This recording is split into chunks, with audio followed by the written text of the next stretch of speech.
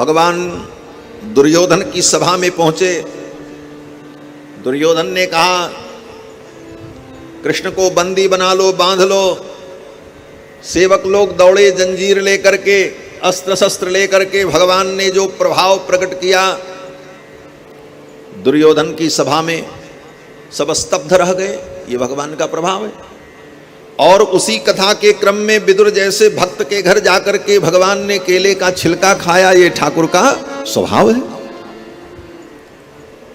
ये ठाकुर जी का कितने सरल हैं, कितने कृपालु हैं कि दुर्योधन के मिष्ठान्न को, दुर्योधन के राजकीय सम्मान को त्याग करके विदुर के घर जाकर के भगवान ने केले के छिलके खाए। दुर्योधन ने प्रश्न भी किया भगवान से कि इस राजसी सत्कार को छोड़कर आपने जाकर के एक वृषल के घर भोजन किया। दुर्योधन ने भगवान से पूछा कि कृतम वृषल भोजनम। विदुर जी तो दासी पुत्र हैं और एक दासी पुत्र के घर जाकर के आपने एक वृषल के हाथ का भोजन ग्रहण किया। भीष्म द्रोणावतिक्रम्य माम चैव मधुसूदन।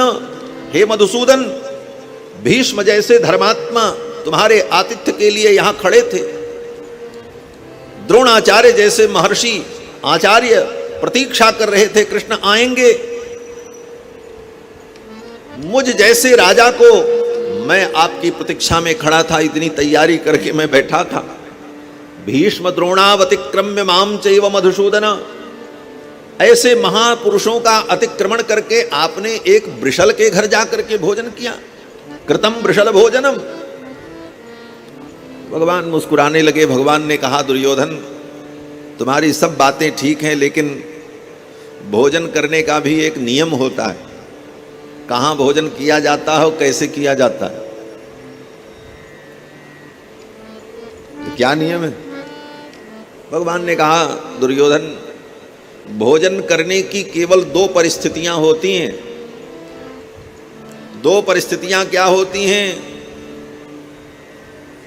बोले, या तो व्यक्ति किसी से प्रीति करता है तो उसकी प्रीति के परवश होकर के उसके यहां भोजन करता है, पहली परिस्थिति। संप्रीत्य भोज्यम अन्नानि, संप्रीत्य भोज्यम अन्नानि।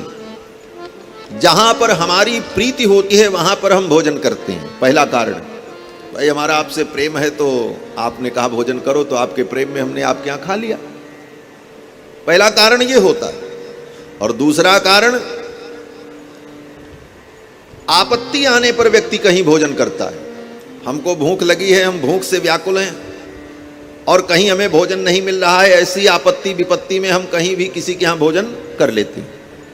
दो परिस्थितियां होती हैं, तीसरी कोई परिस्थिति नहीं होती भोजन करने की। या तो व्यक्ति आपत्ति में कहीं भोजन करता है या तो प्रीति में भोजन करता है। दो ही परिस्थितियां होती हैं। भगवान ने दुर्योधन से कहा, दुर्योधन, ये तो हम दुर्योधन कह रहे हैं, भगवान ने कभी दुर्योधन को दुर्योधन नहीं कहा, सुयोधन ही कहा।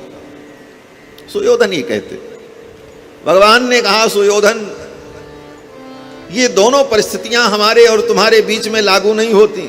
न च संप्रिय से राजन, तुम राजा हो अच्छी बात है, लेकिन तुम्हारी हमसे कोई प्रीति नहीं है। तुमने प्रीति पूर्वक मुझे निमंत्रण नहीं दिया, तुमने नीति पूर्वक मुझे निमंत्रण दिया। और उस नीति में राजनीति थी। क्या राजनीति थी? बोले, जो राजनीति आज होती है इस कलयुग में, क्योंकि कलयुग के प्रारंभ की ही तो ये घटना है। द्वापर युग के अंतिम में और कलयुग के प्रारंभ में महाभारत काल था। आज यही राजनीति है, जिससे आपको अपना काम करवाना हो उसको आप खिलाओ पिलाओ, जो जिसका खाएगा उसका गाएगा। आज भी परंपरा, आज बड़े से बड़े काम जो है खिला करके और दे ले करके हो जाते हैं। यही कलयुग का स्वरूप है। और इसकी भूमिका द्वापर में ही दुर्योधन ने रची, लेकिन भगवान के सामने उसकी क्या चलेगी? दुर्योधन ने सोचा, इनको हम खिलाएंगे पिलाएंगे स्वागत करेंगे तो ये हमारी बात मान लेंगे और हम जो कहेंगे हमारे पक्ष में बोलेंगे। भगवान ने कहा देखो तुमसे मेरी कोई प्रीति नहीं है, तुमने प्रीति पूर्वक निमंत्रण दिया नहीं था, तुमने राजनीति पूर्वक मुझे निमंत्रण दिया था और इस राजनीति में भी तुम्हारी दुरभिसंधि थी। और दूसरी परिस्थिति जो होती है, विपत्ति में व्यक्ति भोजन करता है। तो भगवान गोविंद ने कहा मेरे ऊपर कोई विपत्ति नहीं है, मैं कोई भूखा नहीं मर रहा हूं, कोई दरिद्र नहीं हूं कि तुम्हारे दरवाजे भोजन करने के लिए आ जाऊं। नैवापदगता वयम, भगवान कहते हैं मेरे ऊपर कोई आपत्ति विपत्ति तो आई नहीं थी कि मैं तुम्हारे यहां आ जाऊं खाने के लिए। न तुमने प्रीति पूर्वक निमंत्रण दिया, न मेरे ऊपर विपत्ति थी, इसलिए दोनों परिस्थितियां लागू नहीं होती, इसलिए मैंने तुम्हारे यहां भोजन नहीं किया। कहने का भाव कि कथा के माध्यम से भगवान के स्वभाव और प्रभाव का ही अनुभव होता है। स्वभाव जीव की शरणागति में सहायक बनता है और प्रभाव भगवान की शरणागति कर लेने के बाद जीव के कार्य का निष्पादन करने में सहायक बनता है। इसी को हमारे आचार्यों ने कहा कि शरणागति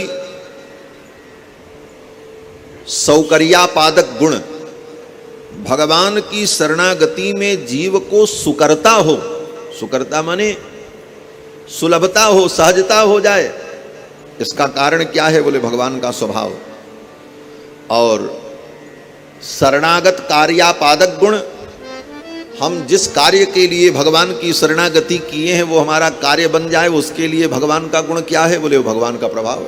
भगवान अपने प्रभाव से हमारा सब काम कर देंगे, हमारे ऊपर कृपा कर देंगे, हमारी रक्षा करेंगे, हमारे पापों को मिटा देंगे, हमारे दुख को दूर कर देंगे। तो कहने का भाव कि भगवान का स्वभाव प्रभाव, इन्हीं दो गुणों में भगवान के समस्त दिव्य गुणों का समावेश हो जाता है।